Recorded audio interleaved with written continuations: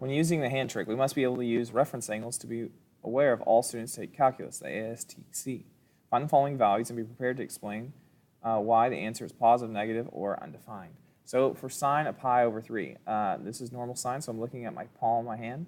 Remember, we count from our thumb, pi over 2, pi over 3, pi over 4, pi over 6, and then there's no denominator. Sine of pi over 3, you bend the index finger, flip it over. Psi y, so I'm going the fingers on top. There's 3 of them, and my h is always the total fingers, which is 4. What is the square root of 3 over square root of 4? That's square root of 3 over 2. Go to tangent. I'm going to start back over. This is first quadrant, by the way, so it would be positive. Now I go to tangent. The next one says 3 pi over 4. Well, the reference angle is pi over 4. So which finger is pi over 4? It's your middle finger. Take it, bend it, flip it. Tangent is y over x. So I should have 2 fingers over 2 fingers. Answer would be 1. Now I check which quadrant that is.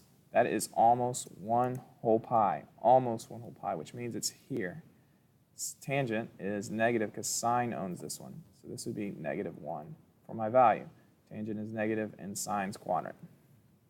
Here I go, secant 3 pi over 2. What's the reference angle? My thumb. Take it, bend it, flip it. Now, secant is the reciprocal of cosine. So this one we're going to be looking for h over x. Well, I'm sure you heard the announcements just come on. I paused it. When I came back, I added the y over h, y over x. If you were confused on where I got those, that's where. So let's continue on. 3 pi over 2, the reference angle is your thumb. Take your thumb, you bend it. We're looking for h, we know, is always total fingers, which is the square root of 4. X means fingers on the bottom, which if I bent my thumb, I have 0 on the bottom. This would make undefined be my answer because you're never allowed to divide by 0. That's why it's undefined here.